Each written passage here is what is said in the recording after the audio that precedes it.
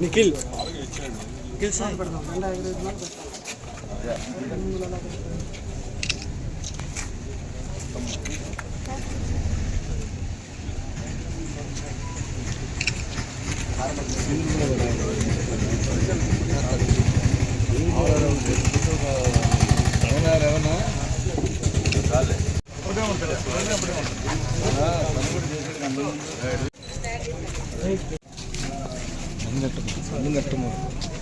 నమస్కారం నాగార్జున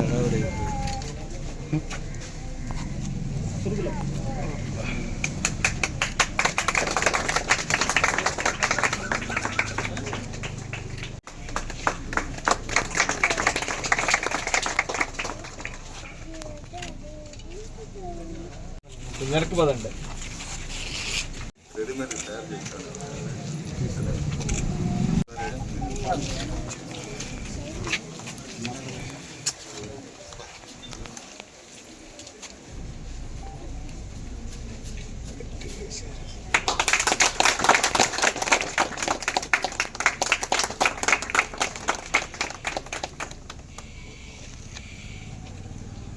మా ప్రేయర్ పిల్లలు జనాలు మా స్కూల్లో చెప్పిన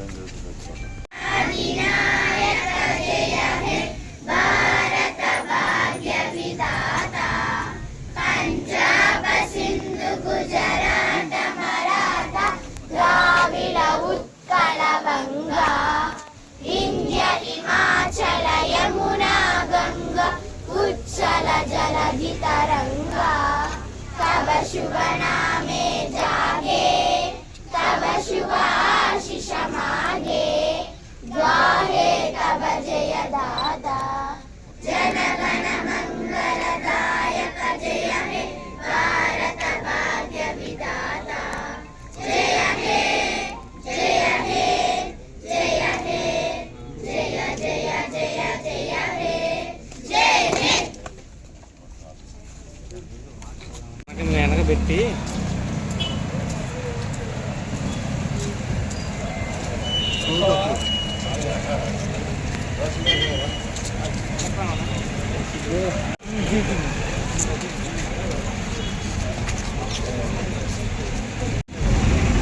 సార్ మీరు కూడా సైడ్ నుంచి అండి విజయబాబు గారు.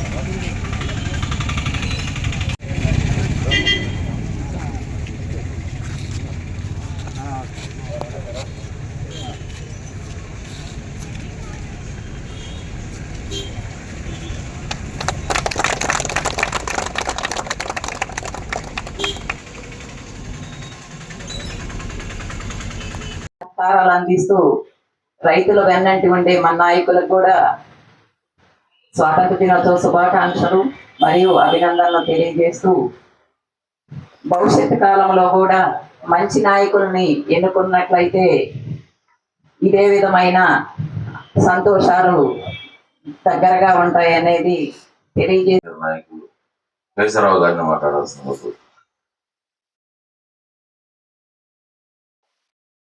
సభకు నమస్కారం.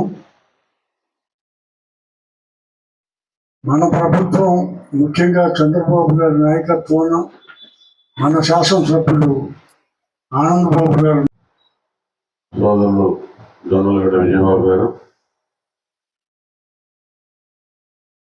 వేదిక మీద ఉన్న వేమూరు మార్కెట్ యార్డ్ చైర్పర్సన్ శ్రీమతి గొట్టిపాటి పవన్ గారు, వైస్ చైర్మన్ అంబిశెట్టి కిషోర్ గారు, అదేవిధంగా గాజు లక్ష్మణరావు గారు, సుధాకర్ గారు, కేశవరావు గారు, సొసైటీ అధ్యక్షులు నాకు శుభాకాంక్షలు తెలియజేస్తా ఉన్నాను.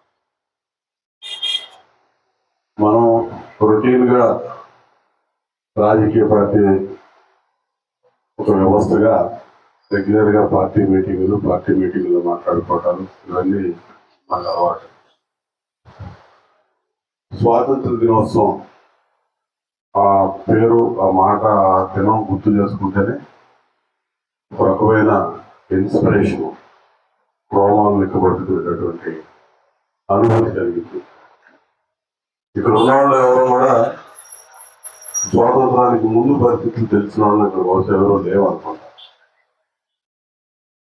కానీ చదువుకున్నటువంటి పుస్తకాల ద్వారా 80 ఏళ్లకు ముందు భారతదేశం స్వరూపం ఏ విధంగా ఉంది, భారతదేశంలో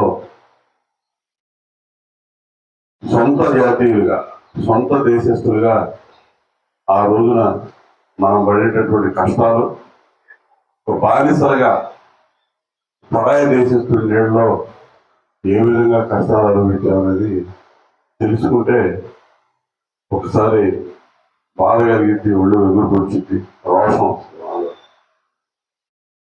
అటువంటి దాదాపు 200 సంవత్సరాలు పైగా భారతదేశాన్ని వ్యాపారం కోసం వచ్చి ఈ రాష్ట్రాన్ని ఆక్రమించి,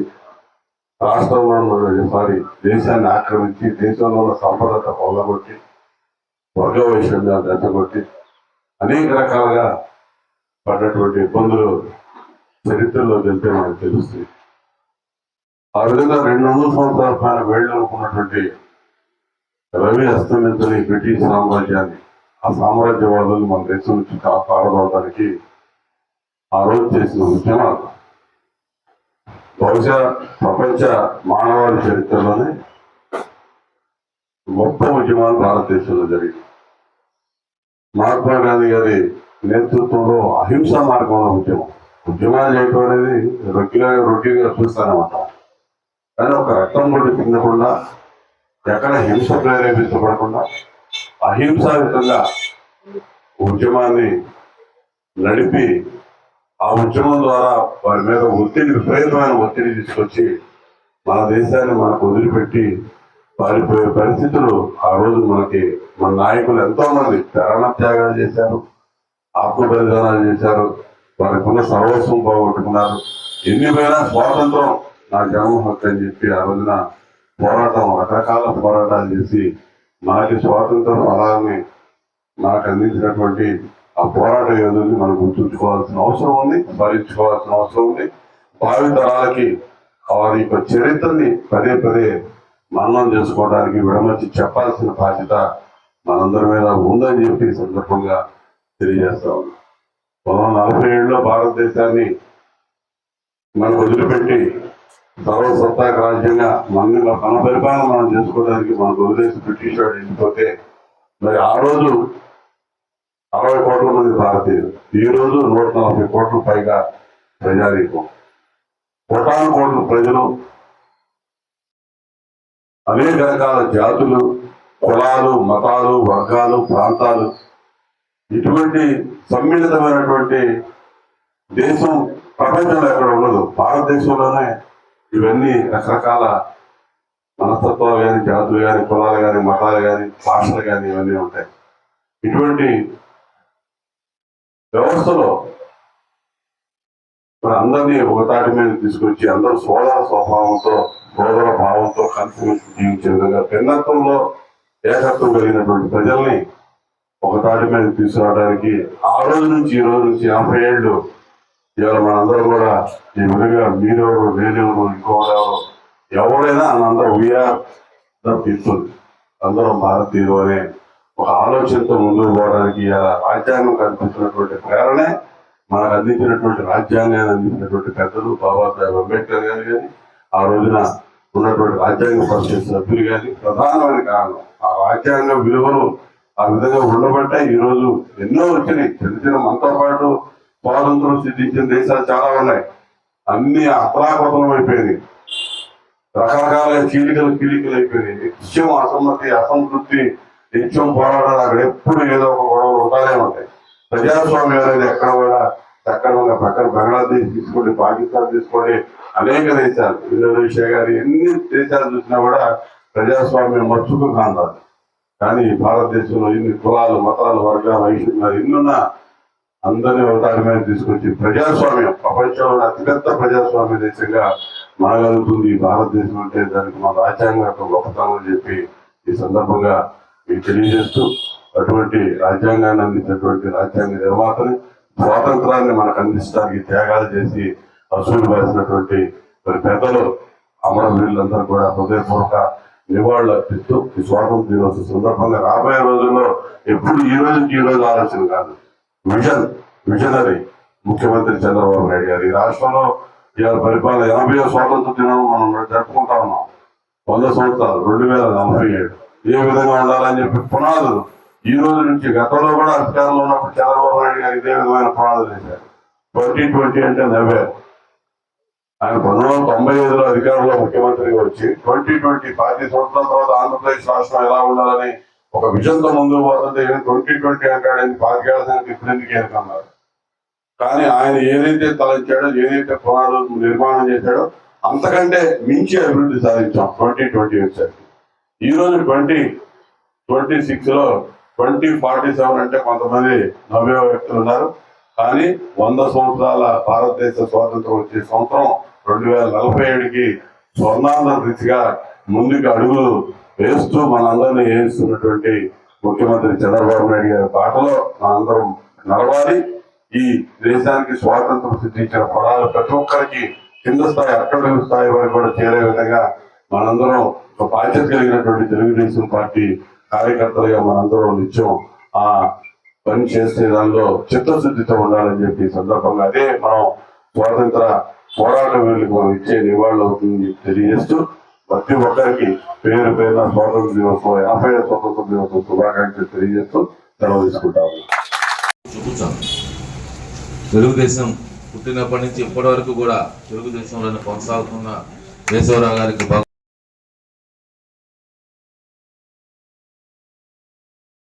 కూడా ఆయుష్ ఆరోగ్యాన్ని భగవంతుడు ఇవ్వాలని చెప్పి మనస్ఫూర్తిగా కోరుకుంటూ ఉన్నాం.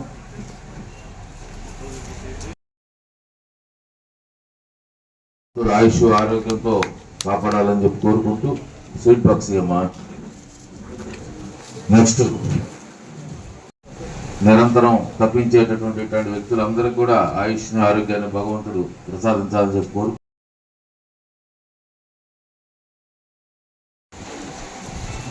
తిరుమల శెట్టి సుబ్రహ్మణ్యం గారు, విష్ణుమూలకల శివరామకృష్ణ గారు, విష్ణుమూలకల శివరాం గారు వచ్చారా? కొల్లూరు సుబ్బారావు గారు బల్జేపల్లి కోరుకుంటున్నాం. నెక్స్ట్ కందెల యేసరత్నం గారు, ఆయనకి ఆయుష్ ఆరోగ్యాన్ని నిండుగా ఇవ్వాలని చెప్పి మనస్ఫూర్తిగా కోరుకుంటున్నాం. షేక్ బాబు సాహెబ్ గారు,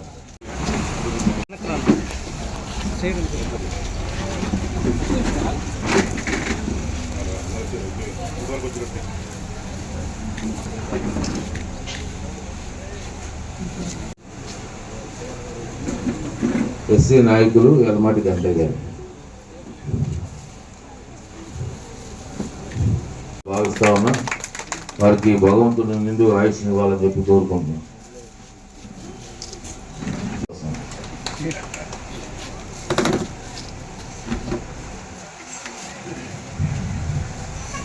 రాజులపాటి కోటేశ్వరరావు గారు,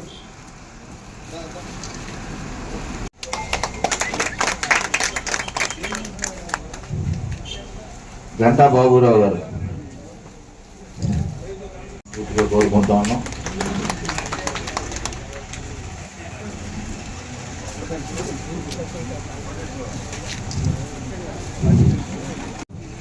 అహర్నిశలో శ్రమించేటటువంటి మా అక్కడికి భగవంతుడు ఆయుష్ ఆరోగ్యాన్ని ఇవ్వాలని చెప్పి మనస్ఫూర్తిగా కోరుకుంటున్నాం. కూర్చో ఫోటో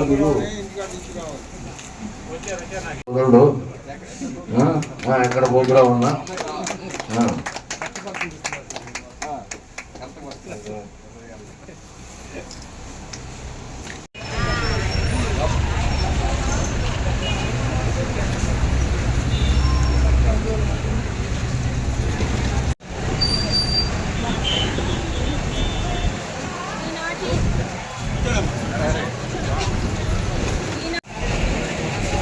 ఈనాటి స్త్రీ శక్తి అట్లాంటి దీన్ని కల్పిస్తున్నటువంటి ప్రభుత్వాన్ని మీ అందరూ కూడా ఆశీర్వదించాల్సిన అవసరం ఉంది, సహకరించాల్సిన అవసరం ఉందని చెప్పి మనం చేస్తూ సందర్భంగా ముఖ్య అతిథిగా విచ్చేసిన విజయోత్సవ సభకు ముఖ్య అతిథిగా విచ్చేసిన మన ప్రీతం నాయకులు వేమూరు శాసనసభ్యులు, పాలిట్ బ్యూరో సభ్యులు, మాజీ మంత్రివర్యులు, అదేవిధంగా ఏఎంసీ మాజీ చైర్మన్ జొన్నమడ విజయబాబు గారికి, ఎంఆర్ఓ గారికి, ఎండిఓ గారికి, ఇక్కడికి విచ్చేసిన తెలుగుదేశం పార్టీ నాయకులకు, మహిళా మండలకు అందరికీ నా నమస్కారం. ముఖ్యంగా ఈ రోజున ఈ కార్యక్రమం స్త్రీశక్తి అనే పథకం చంద్రబాబు నాయుడు గారు, పవన్ కళ్యాణ్ గారు కూటమి ప్రభుత్వం వచ్చిన తర్వాత ఉచిత బస్ సర్వీసు ఉపయోగపడింది. సంవత్సరం క్రితం ఇదే పథకాన్ని మన ఆనందబాబు గారి చేతుల మీదుగా మనం అందరము ప్రయాణించి వెల్లటూరు దాకా వెళ్ళొచ్చాము. సంవత్సర కాలంలో కొన్ని వేల రూపాయలని మహిళా మళ్ళు ఆదా చేసుకోవటం జరిగింది. ఆధార్ కార్డు ఉన్న ప్రతి ఒక్కరూ ఈ పథకాన్ని ఎట్లా ఉందో చెప్తా.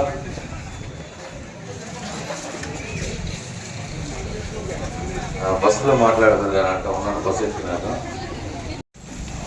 అందరికీ స్వాతంత్ర దినోత్సవ శుభాకాంక్షలు, 80వ స్వాతంత్ర దినోత్సవ శుభాకాంక్షలు తెలియజేస్తా ఉన్నాను. ఈ కార్యక్రమానికి అధ్యక్షత వహించినటువంటి పెద్దలు జొన్నలగడ్డ విజయబాబు గారు, మార్కెట్ యార్డ్ చైర్పర్సన్ శ్రీమతి గుట్టిపాటి పూర్ణకుమారి గారు, అదేవిధంగా ఎంఆర్ఓ గారు, ఎంపీడీఓ గారు, ఈ డ్వాక్రా శిరీష గారు, మహిళా తల్లులు, సోదరులు, పాత్రికేయులందరూ కూడా హృదయపూర్వక నమస్కారం తెలియజేస్తా ఉన్నాను. స్వాతంత్ర దినోత్సవ వేడుకలు చాలా ఘనంగా జరుగుతూ ఉన్నాయి. 80 ఏళ్ల స్వాతంత్రం యొక్క ఫలాలు, ఫలితాలను మననం చేసుకుంటూ ఆ ఉత్సవాలు ఢిల్లీ ఎర్రకోట దగ్గర నుంచి వీధి వీధిన జరుగుతూ ఉన్నాయి. సమాజంలో సగభాగంగా ఉన్నటువంటి స్త్రీలకు సంబంధించి ఈ రాష్ట్రంలో చంద్రబాబు నాయుడు గారు తీసుకొచ్చినటువంటి స్త్రీ శక్తి పథకం పోయిన సంవత్సరం ఇదే రోజున మనం ప్రారంభోత్సవం చేసుకున్నాం. ఈ రోజుకి సంవత్సరం పూర్తి చేసుకునే సందర్భంగా స్వాతంత్ర దినోత్సవం వేడుకలతో పాటు మీతో కూడా కలిసి ఆ వేడుకలు, ఈ సంవత్సరం జరిగినటువంటి వేడుకలు కూడా జరపాలనేది ప్రభుత్వం యొక్క ఆకాంక్ష. దానికి అనుగుణంగానే మీ అందరితో ఈ కార్యక్రమాన్ని ఏర్పాటు చేశామని చెప్పి సందర్భంగా తెలియజేస్తున్నాం. స్త్రీశక్తి పథకం మహిళలకి ఆర్టీసీ బస్సుల్లో ఉచిత ప్రయాణం ఎన్నికల హామీలో ఒకటైన ఈ కార్యక్రమం ఇప్పటికీ 3,500 కోట్లు ఖర్చు అయింది. ఇప్పటికీ సంవత్సర కాలానికి ఈ పథకానికి. మరి మీలో ఎంతమంది ఈ సంవత్సర కాలంలో ఒకసారన్నా వినియోగించారా లేదా అనేది మరి మీరే చెప్పాలి. ఎంతమంది ఒక చేతులు ఎత్తండి ఒకసారి. ఉచిత బస్సు వినియోగించినాడు. అసలు వినియోగించలేదా? కోట్ల ప్రయాణాలు జరిగినాయి. ఇప్పటికీ 87 కోట్లు ఈ సంవత్సర కాలంలో. రోజుకి సగటున 24 లక్షల మంది మహిళలు ఏ ప్రయాణమైనా కానీ 24 లక్షల మంది ఉండొచ్చు, లేదు 10 లక్షల మంది అటు ఇటు తిరగడం ఎన్ని లెక్కేస్తే 24 లక్షల ప్రయాణాలు సగటున రోజు జరుగుతూ ఉన్నాయి. 3,500 కోట్లు ఖర్చు పెట్టారు. 87 కోట్ల ప్రయాణాలు జరిగినాయి. మొదట్లో కొంతమంది విమర్శించారు, ఏదో పెట్టారని. ఆర్టీసీకి సంబంధించి లగ్జరీ, సూపర్ లగ్జరీ బస్సులు ఇలాంటివి తప్ప 76% బస్సుల్లో ఈ ఉచిత ప్రయాణం సాగుతూ ఉంది. అన్నింటిలో పల్లె వెలుగు, అల్ట్రా పల్లె వెలుగు కానీ, మినీ ఎక్స్ప్రెస్లని ఎవరున్నారు ఆర్టీసీ వాళ్ళు. దాదాపు ఉన్న ఎన్ని రకాల సర్వీసులు ఉన్నాయో అందులో 80%, 76% సర్వీసుల్లో ఈ ప్రయాణాలు జరుపుకోవడానికి అవకాశం కలిగించారు. ఇది ఒక బ్రహ్మాండమైన పథకం. 3,500 కోట్ల రూపాయలు ఈ పథకానికి ఖర్చు పెట్టడం అంటే మీరు ఆలోచన చేయండి. ఎందుకంటే మీ గురించి ఏది ఆలోచించినా మహిళల గురించి మొట్టమొదటి ఆలోచన చేసేది తెలుగుదేశం పార్టీ ఆవిర్భావం తర్వాతే. మీరు ఆలోచించండి, 1983లో తెలుగుదేశం పార్టీ అనేది వచ్చిన తర్వాతే మహిళలకి ఆస్తిలో సమాన హక్కు. భారతదేశంలోనే ఏ రాష్ట్రంలో లేదు. మొట్టమొదట మహిళలకి సమాన హక్కు ఆస్తిలో తీసుకొచ్చింది ఆంధ్రప్రదేశ్ రాష్ట్రంలో తెలుగుదేశం పార్టీ ఆవిర్భావం తర్వాత. ఆ తర్వాత మీ పేరు మీద ఇళ్ల పట్టాలు ఇచ్చిన, ఇళ్ళు ఇచ్చిన మహిళల పేరు మీద తీసుకొచ్చింది తెలుగుదేశం పార్టీ. మహిళలకి డ్వాక్రా సంఘాలు ఆర్థిక స్వావలంబన కల్పించడానికి మీ కాళ్ళ మీద మీ శక్తితో మీరు నిలబడే విధంగా అవకాశాలు ఇవ్వాలనే మంచి ఆలోచనతో డ్వాక్రా సంఘాల సృష్టికర్త ఎవరమ్మా? చంద్రబాబు నాయుడు గారు. ఎవరు కాదు, చంద్రబాబు నాయుడు గారు సృష్టించిన వ్యవస్థే ఈ వ్యవస్థ, మీకోసం తీసుకొచ్చినటువంటి వ్యవస్థ. ఇదే మహిళలకి స్థానిక సంస్థల ఎన్నికలు గతంలో పూర్ణ కుమార్ గారు ఎంపీపీగా చేశారు. ఎంపీపీగా కానీ, జడ్పీటీసీ కానీ, సర్పంచ్గా కానీ స్థానిక సంస్థల్లో మహిళలకు రిజర్వేషన్ తెచ్చింది మన పార్టీ, తెలుగుదేశం పార్టీ. ఉద్యోగాల్లో రిజర్వేషన్లు తెచ్చింది తెలుగుదేశం పార్టీ. ఏది చేసినా దీపం పథకం ద్వారా గతంలో 95 నుంచి 99, 99 నుంచి 2004 దాకా చంద్రబాబు నాయుడు గారు అధికారంలో ఉన్నప్పుడే దీపం పథకం కింద అందరికీ దాదాపు 70 లక్షల కుటుంబాల్లో గ్యాస్ పొయ్యిలు, మీకు గుర్తుందా? గ్యాస్ స్టవ్లు మొట్టమొదటిగా దీపం స్కీమ్ కింద అందించింది చంద్రబాబు నాయుడు గారే. ఈ రోజు అదే దీపం పథకం కింద సంవత్సరానికి 3 సిలిండర్లు ఉచితంగా దీపం 2 కింద అందిస్తుంది చంద్రబాబు నాయుడు గారు. నేను ఎందుకు చెప్తున్నానంటే ఉన్న వాస్తవాన్ని మీ దృష్టికి తీసుకొస్తున్నా. మహిళలకి ఎంత ఆలోచన చేస్తారు, మహిళల గురించి ఎంత గౌరవప్రదంగా, ఎంతో నిబద్ధతతో ఈ ప్రభుత్వం ఆలోచించింది చంద్రబాబు నాయుడు గారి నాయకత్వంలో ఉండేటటువంటి కూటమి ప్రభుత్వం అనే దానికి నిదర్శనం మీకు తెలియజేస్తా ఉన్నాం. చక్కగా చెప్పారు, నాకు విజయబాబు గారు చెప్పాడు. ఇప్పుడే మీకున్న స్కీములన్నీ, అమలయ్యే స్కీములన్నీ కూడా మహిళలను ఉద్దేశించి పెట్టినవి. తల్లికి వందనం అంటే బిడ్డ చదువు కోసం డబ్బులకి ఇస్తానని తల్లి ఎక్కువ సంతోషించింది. కష్టమేంటో, ఆర్థికపరమైన ఇబ్బందులు ఏంటో తెలిసింది మీకే కాబట్టి మీ బిడ్డకి ఆర్థిక సహకారం అందుతా ఉందంటే అది మిమ్మల్ని ఉద్దేశించి చేశాడు. ఏదైనా కానీ గ్యాస్, ఉచిత గ్యాస్, దానిలో ఉండే కష్టాలు ఏంటో మీకే తెలుసు. అది ఉచితంగా ఇవ్వడం వల్ల లబ్ధి పొందేది మహిళలే ఎక్కువ. అదేవిధంగా ఆర్టీసీ స్త్రీశక్తి పథకం కానీ ఏది జరిగినా ప్రభుత్వ పథకాలు అనేది మహిళలను ఉద్దేశించి చేస్తున్న కార్యక్రమాలుగా మీరు భావించండి. ఎంఆర్ఓ గారు చాలా చక్కగా చెప్పారు. 90% సక్రమంగా వినియోగించుకుంటున్నారు, 10% దుర్వినియోగం అయితే అయ్యుండొచ్చు. ఎంత చక్కగా రోజువారీ పనులు చేసేవాళ్ళు కానీ, చిన్న చిన్న చిరు వ్యాపారులు కానీ, స్టూడెంట్స్ కానీ, మరి కోటాను కోట్ల స్టూడెంట్స్ ఉన్నారు. కోటాను కోట్ల ప్రయాణాలు జరిగినాయంటే, 87 కోట్ల ప్రయాణాలు జరిగినాయంటే ఆర్టీసీ బస్సుల్లో అందరూ పిల్లలందరూ ఉచితంగా ఈ సౌకర్యాన్ని వినియోగించుకోవడం అనేది ఇవాళ ప్రధానంగా మీరందరూ గుర్తించాలి. చేయటం అనేది మా బాధ్యత. ఎందుకంటే ఈ ప్రభుత్వాన్ని మీరు మామూలుగా ఆశీర్వదించాల. 175 సీట్లు రాష్ట్రంలో ఉంటే 164 సీట్లు మాకే ఇచ్చేశారు కూటమి ప్రభుత్వానికి. అవతల పార్టీకి ప్రతిపక్ష హోదా కూడా ఇవ్వాల. 164 సీట్లు ఆడి వరికిరాడు మీరే, మళ్ళా మీరే. మేమైనా కొత్త, మేము ఒక్క ఛాన్స్ అని మిమ్మల్ని అడగల. అవతల వాళ్ళు గెలిచినప్పుడు ఒక్క ఛాన్స్ మమ్మల్ని ఒకసారి చూడండి అన్నారు. మేము ఒక్క ఛాన్స్ కాదు కదా, నేను 3వ ఎమ్మెల్యేని, చంద్రబాబు నాయుడు గారు 4వ ముఖ్యమంత్రి. కానీ మీరు ఆ గౌరవం, ఆ నమ్మకం మా మీద పెట్టుకున్నారు కాబట్టి మీ నమ్మకం అమ్ము కాకుండా పనిచేయాల్సిన బాధ్యత మా మీద ఉంది. అదే చేస్తున్నామని మేము భావిస్తా ఉన్నాం. ఏమనుంటే చెప్పండి తప్పులు, ఖచ్చితంగా అన్ని ఈ ప్రభుత్వం సరి చేసుకొని మీకోసం చిత్తశుద్ధితో పనిచేసిద్దని చెప్పి సందర్భంగా తెలియజేస్తున్నాం. 5 సంవత్సరాలు నాశనం చేశారు రాష్ట్రాన్ని. మొత్తం ఎటేటో వెళ్ళిపోయింది, రాష్ట్రం వెనక్కి వెళ్ళింది. ఎందుకంటే విడిపోయిన రాష్ట్రం 2014లో చంద్రబాబు నాయుడు గారు ముఖ్యమంత్రి అయింది విడిపోయిన ఆంధ్రప్రదేశ్ రాష్ట్రానికి. ఆ రోజున అన్ని గాడిలో పెట్టి పట్టాలెక్కించి అభివృద్ధి ముందుకు తీసుకెళ్తుంటే ఒక్కసారిగా కాళ్ళు ఎరగొట్టినట్టుగా అయిపోయింది. ఒక్క ఛాన్స్ అనేవాడిని తీసుకొచ్చి పెట్టారు. మళ్ళీ 20 ఏళ్ళు వెనక్కిపోయింది. అమరావతి నిర్మాణం ఒక పక్క, క్యాపిటల్ ఎక్కడే పక్కనే మనకి 107 దూరంలో మనం అమరావతి నిర్మాణం చేస్తుంటే దాన్ని విచ్ఛిన్నం చేశాడు. డెల్టా ప్రాంతం 100కి 90% వ్యవసాయ ఆధారంగా జీవిస్తాం. మనకి పట్టిసీమ నిర్మాణం చేసుకొని నీళ్లు తీసుకొస్తా ఉంటే పోలవరం పూర్తి కాకుండా 72% పూర్తయిన పోలవరాన్ని విధ్వంసం చేశాడు. ఇప్పుడు మళ్ళీ అవన్నీ మొదలుపెట్టి అమరావతి నిర్మాణం జరుగుతుంది, పోలవరం నిర్మాణం జరుగుతూ ఉంది. గ్రామాల్లో ఆగిపోయినటువంటి అభివృద్ధి కార్యక్రమాలన్నీ కూడా ఈ 2 సంవత్సరాల నుంచి చేసుకుంటా ఉన్నాం. చాలా అభివృద్ధి చేయాలి, సంక్షేమం చేయాలి, భవిష్యత్తు ఆలోచనలు ఈరోజు చదువుకునే పిల్లలు, ఇటువంటి పిల్లలు 10 ఏళ్ల తర్వాత వీళ్ళ భవిష్యత్తు ఏంటనేది కూడా ఇవాళే ఆలోచన చేసే వ్యక్తి చంద్రబాబు నాయుడు గారు. ఎందుకంటే ఆయన ముఖ్యమంత్రిగా 95లో ముఖ్యమంత్రిగా ఉన్నప్పుడు 2020 విజన్ 2020 అంటే ఎగతాళిగా చూశారు. ఏంది 2020 గురించి చెప్తాడు ఇప్పుడు అని. ఆయన 2020కి రాష్ట్రం ఏ విధంగా ఉండాలని ఫౌండేషన్ వేశాడో ఆ పునాదుల మీద ఆధారపడి ఆ రాష్ట్రం డెవలప్ అయింది. ఈరోజు విజన్ 2047 ఇవాళ 80 సంవత్సరాల స్వాతంత్ర దినోత్సవ వేడుకలు ఈరోజు చేసుకుంటున్నాం. 100 సంవత్సరాల స్వాతంత్ర వేడుకలు 2047లో చేసుకుంటాం. ఆ రోజుకి భవిష్యత్తు ఇవాళ తరాలు ఎలా ఉండాలి, ఇవాళ చదువుకునే పిల్లలు, ఇవాళ పుట్టుతున్నటువంటి బిడ్డలు వాళ్ళ భవిష్యత్తు ఎలా ఉండాలి, రాష్ట్రం ఎలా అభివృద్ధి చెందాలనే దానికి ఇప్పుడే ఒక ఆలోచనకు అంకురార్పణ చేసి ఫౌండేషన్ తయారు చేసినటువంటి చంద్రబాబు నాయుడు గారి నాయకత్వాన్ని ఏదో ఊరక ఒకసారి తీసుకురావడం, వదిలిపెట్టడం, ఒకసారి వాడు ఒకసారి వీడు, దానివల్ల నష్టపోయేది ప్రజలు అనేది గుర్తుపెట్టుకోండి.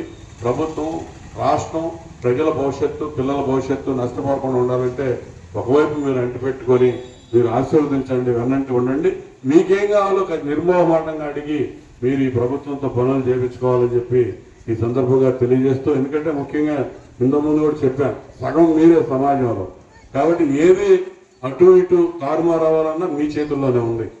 కాబట్టి మీరు విజ్ఞతతో ఆలోచన చేసి ఎవరు మీతో చిత్తశుద్ధితో మీకోసం పనిచేస్తారనేది నిరంతరం ఆలోచన చేస్తూ నిబద్ధతతో మీరు కూడా కలిసి ముందు నడుస్తారని చెప్పి ఆశిస్తూ మరొకసారి ఈ స్త్రీశక్తి స్కీము ఉచిత బస్ సౌకర్యం మహిళలకు అందించి సంవత్సరం అవుతున్న సందర్భంగా మీ అందరికీ హృదయపూర్వక శుభాకాంక్షలు తెలియజేస్తూ ఇది మరింత సమర్థవంతంగా మీరందరూ వినియోగించుకోవాలి.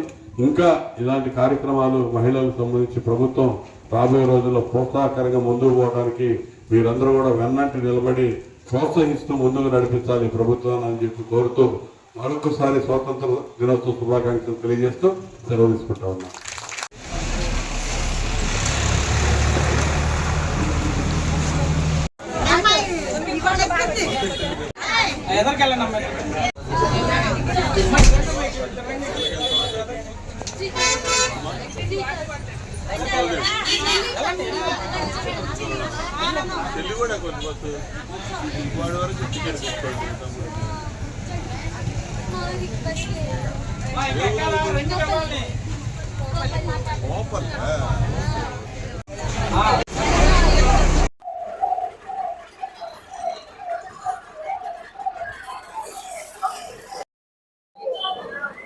ఏ డిగ్రీ? ఇప్పుడు ఈ అకాడమిక్ ఇయర్లో అయిపోయిందా? బస్కి వెళ్ళేదానివా? Free bus.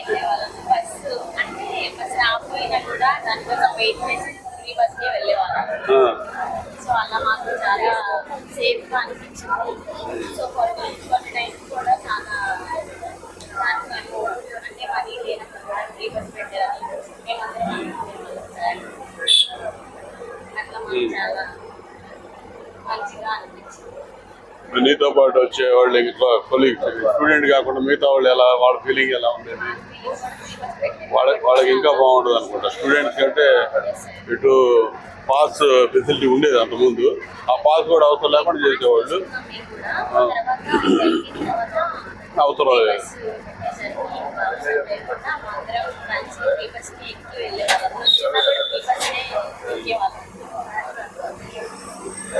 మిగతా సెక్షన్ ఆఫ్ పీపుల్కి అసలు అది కూడా అవసరం లేదుగా. ఇంకా వాళ్ళకి ఇంకా ఎక్కువ బెనిఫిట్ ఉంటుంది.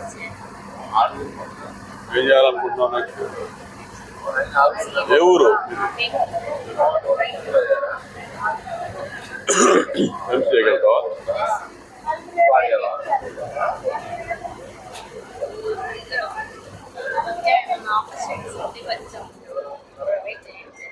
ఎంసీఏకి వెళ్ళటానికా? చూసుకో, బాగానే దొరుకుతాయి కదా సీట్లు. గవర్నమెంట్ యూనివర్సిటీస్లో బాగానే ఉన్నాయి కదా, నాగార్జున యూనివర్సిటీ.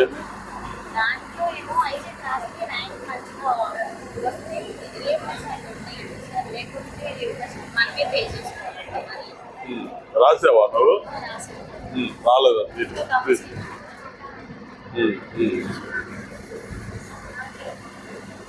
చూడు, చూసుకొని చెప్తే నాకు. నేను అంటే ఫ్రీ రెండు, ఇక్కడ ఫ్రీ సీట్ వస్తే ఒక యాంగిల్, ఫ్రీ సీట్ రాలేదనుకో మేనేజ్మెంట్ కోటాలో చేరాలి. మేనేజ్మెంట్ కోటా అంటే నేను చెప్పాను అనుకో, ఒకటి చెప్తే కొంత తగ్గిస్తారు. అది నీకు ఎలా అనేది చూసుకోవాలి. నీ సీట్ వస్తే నువ్వు ఎక్కడ వస్తే అక్కడ వెళ్ళు, లేదనుకుంటే మేనేజ్మెంట్ బోర్డులో ఎక్కడ చెప్పాల్సి వస్తే నాకు చెప్పు, నేను చెప్తాను.